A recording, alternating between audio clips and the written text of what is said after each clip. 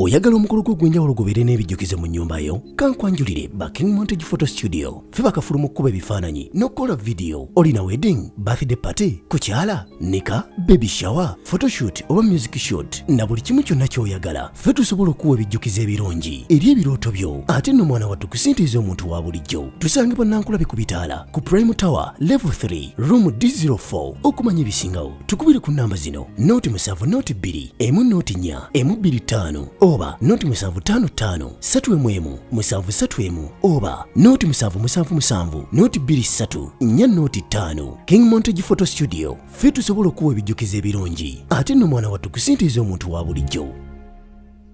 Tuvuddeyo njagala still okwongera obeebaza olw'omulimu munene gwe mukola ogw'okumira ku Celeb Jazz nange Kabaka Smith okubanga mbatuusako amawulire olugambo pokopoko kalebule ebigenda mu maaso mu gospel mu secular world ne mu nsi yonna. Njagala obuuzaako kyali wange amanyiddwa nga Uzaifa ogamba otya blood, how are you doing? Kansoiti mukitambula maridadi sana namwe gye musinza okuba nga mutulaba ku TikTok kwendi mugendeeko mumpagire munoonyeeko ate mubeere nga mulayikinga ebintu byange ate nga mufollowing andiko nga One King Smith. Kabaka yekaika olugamba ali sanctified oba ali satisfied oba ali sanctified kisinza gwe mu nsi gye wakuli bajja basomera oluzungulo naye tebakiganye kyo kikaka kireke naye nga wengenda okusinzira okuyitako mu mikolo egyabaddewo mu weekend twalina emikolo mingi nnyo era ng'omukolo gwakutte wansi ne waggulu ku Twitter ku Facebook ne ku mitimbagano wonna nagwe mukolo ogw'omukulu amanyiddwa nga Chiputegei ono yafunye omukyala amanyiddwa nga Karo nga wala ebifaananyi ebyo era ng'omukolo gwabadde malidaadi saana nnyo omukwano gwade ku guno omukolo sigulabangako. Joshua Cheptegei ng'ono world medalist era awangudde emidaali ng'agiwangulye Uganda okuva mu nsi egy'enjawulo. Yayanjuddwa mukyala we amanyiddwa nga Karo era nga munnange okwanjulwa kuno kwaddewo over the weekend era nkwabadde eri ewaabwe nga omanyi era nga Karo yalaze baawe amanyiddwa nga Cheptegei Joshua omukwano ekidala ne kikwata omuliro era nga munnange ne batuleetera obuzibu bane lwensolayo ku kidala kya Cheptegei decoration yabaddemu nengamba awo njagala okwebaliza mwena abavuddeyo ne muwagira King Montage Studios wali Ennankulabe ne mugiwa emikolo egy'enjawulo omuli okuhinjirwa okukyala okwanjula era nga twagala okubaza omukyala amanyiddwa nga Aisha. Thank you so much for trusting King Montage. Bangambye wagenze ne bakolako emikolo gyadde mirungi nnyo era we bali bawagira nawe wali etulaba ng'olina okukyala olina okwanjula olina embaga olina okuhinjirwa olina birthday buli mukolo gonna kufiirwa ng'oyagala abantu bagenda okukuba ebifaananyi abagenda okukwata videos ennungi ennyo abagenda okwetera kamera nga si za mwaka guli ogw'eddabula kamera eziriko eza ku mulembe guno ogw'abavubuka oba ogw'omulembe omutebi wekwata aba King Montage Studios awe Ennankulabe basangibwa ku 0702 10 41 25 0702 10 ku WhatsApp ne ku masimu bakubireko oba 0755 31 17 31 ojja kuba obafuna bulungi nnyo babeere nga bakola ki nga bakutuusako ate ebintu ebifaanaganako nga bityo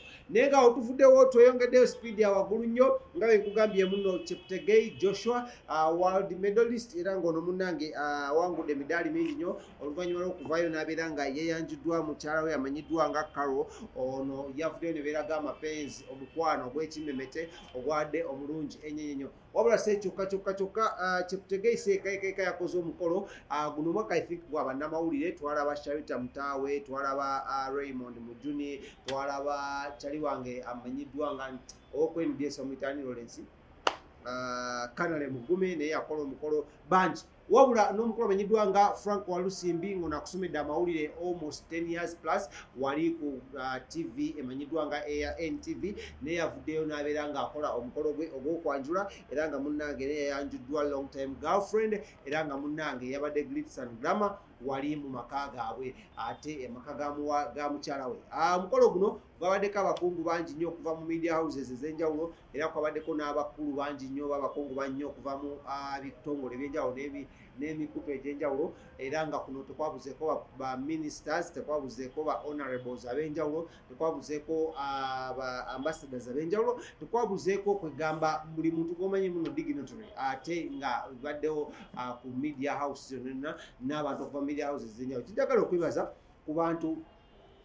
ennaku zino nti nno abantu tebakyaliko birimu nokolera NTV nkolera simanya NBS okolera Spark nkolera Bukedde no ennaku zino guba mukolo nga guzze nga gwa muntu gwa kyali waffe wa mawulire fenna twesitula n'olukongolo netugenda netukola ki netubeera nga ate tumubeerawo oba nga tumuwagira okuba nga ate ajjukira moment eyo ey'obulamu bwe gyasazeho okuba gakola ki ng'atwala naye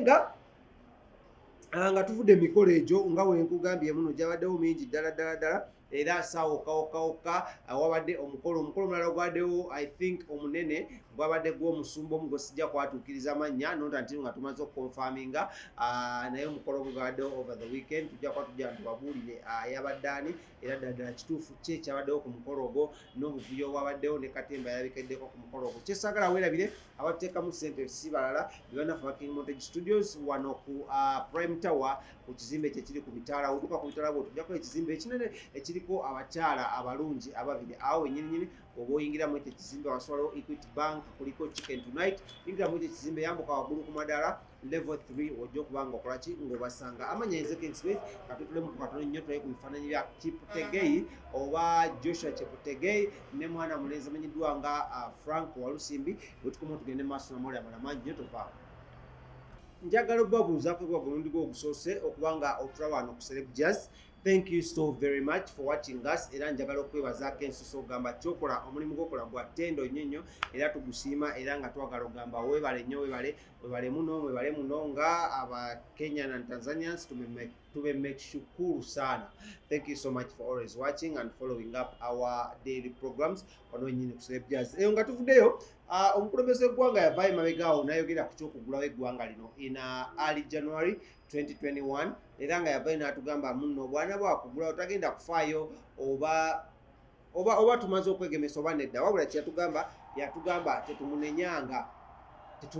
singa ekintu kyonna kivuddeyo kwa kino kibeerawo. So abakulu ab'enjawulo okuva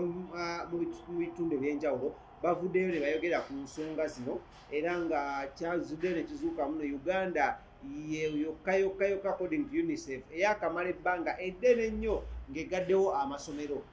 mu history of pandemics zonna ezibadde zijja zigwawo nti Uganda yesembye okugalawo amasomero okumala ebbanga eddene nnyo tetukimanyi ku kya entertainment sector tetukimanyiiko ekyo oba nakyo kituufu wabula abantu different stakeholders okuva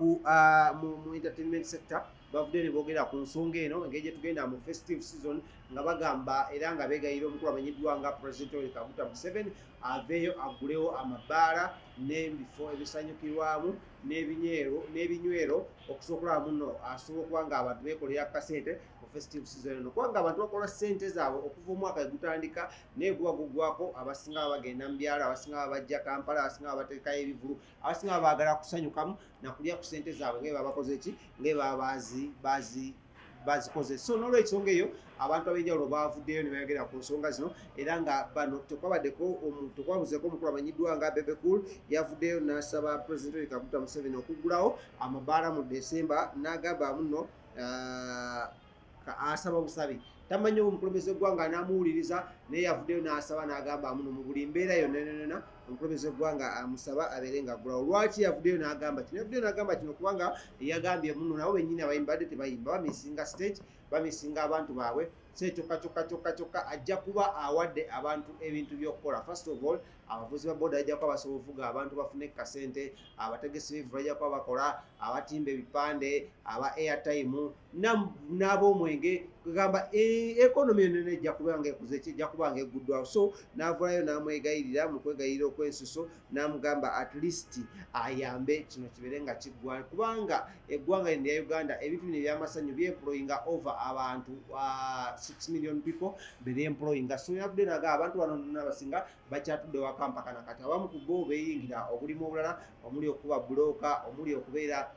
bakitata okuba bulooka okweyiya mu bulimu gye twalisenga emirimu gye neekolera gyange. So yavuddeyo n'amusaba n'amugamba taata nkwegayiridde wano wotabadde taata obwavu badde bututwala embeera ebadde tuli bubi naye kuno tuyambe si mu January vaayo oyogere mu November ono ogambe nti entertainment sector yonna njiguddewo mu mwezi gwa December mugende mukole ate mu January tulabe embeera bwenekwaki bwenebeera kuba mu January twabeerawo nnyo bifulu naye ate mujjukire mu December buli omu ategesa akasente ke ayagala kusanyusa ku famire ayagala kusanyusa ku bulamu bwe n'abantu bakolaki bawangala nabo. So BebeCool byadde ebigambo bye naye nga saawokawokawuka njagala obuuzaako omukulu amanyiddwa nga Ziza Bafana wenjogerera essaawa zino ali mu side zeri ewa South Africa era nga gyasinzira okubanga ababuuzaako sekyokka omukulu amanyiddwa nga BebeCool siwe yafulumiza akayimba akamanyiddwa nga Gyenvudde. What a beautiful song, what a massive song. Abamu bavudde ne bakavumirira abamu ne bavaayo ne bagaawo ne bakawaana. Nze ng'omuntu akayimba kalungi era njagala okwebaza Ronnie on this one oba Ronnie on the beat omukuba Akikubye badde baproducer nga babiri ayakutte video simumanyi nnyo Lawrence yansinga obamanya naye ali awo naye musajja mulungi mukwata video awo nga tuvudde tukidde speed ya waggulu nnyo ogenda ke South Africa omukulu amanyiddwa nga Ziza Bafana abadde amaze mu nsiike y'okuyimba ebbanga ddene nnyo naye nga ajja nga yemumanyi nga alinamu struggles here and there naye nga Ziza Bafana yavuddeyo n'abeera nga ayogera ku nsonga gavumenti gye yandikoze mu kaseera kano aka pandemic. Ziza Bafana yagambye muno I was not happy with General Salim Saleh giving money to promoters. You would have given musicians money first before giving the money to promoters. Si musanyufu n'akamu olw'okuvaayo omukulu General Salim Saleh n'awa ssente ba promoter ate nga ba promoter bategeka bo. N'agamba ye kyandibadde kimusanyusa nnyo singa General Salim Saleh yavaayo n'awa akasente abayimbi kubanga abayimbi bwe babeerawo nga bali happy kitegeeza n'eggwanga ligenda kubeera happy kitegeeza muno ne bano ba promoter bajja kubeera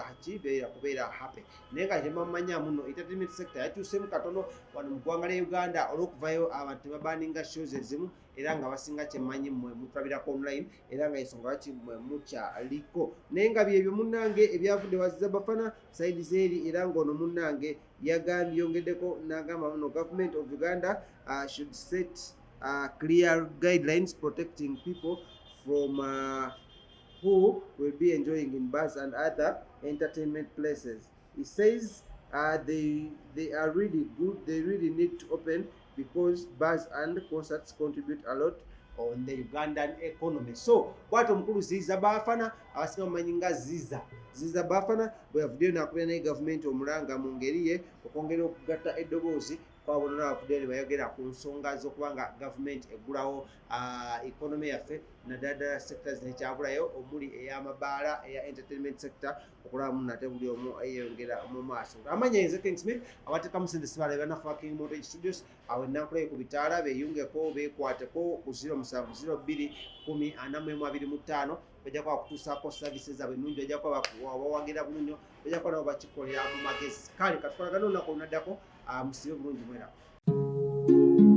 Oyagala omukolo gw'ogwenjawulo gubeere n'ebijjukizo mu nnyumba yo? Kankwanjulire King Montage Photo Studio. Ffe bakafuluma okkuba ebifaananyi n'okukola video. Olina wedding, birthday party, kukyala, nika, baby shower, photoshoot oba music shoot na buli kimu kyonna ky'oyagala. Ffe tusobola okuwa ebijjukizo ebirungi eri ebirooto byo ate nno mwana wattu kusintiiza omuntu wa bulijjo. Tusange bannankulabe ku bitaala ku Prime Tower Level 3 Room D04 okumanya ebisingawo. Tukubire ku nnamba zino noti 7 noti 2 emu noti 4 emu 25 oba noti 755 3 731 oba noti 777 noti 23 4 noti 5. King Montage Photo Studio. Ffe tusobola okuwa ebijjukizo ebirungi ate nno mwana wattu kusintiiza omuntu wa bulijjo.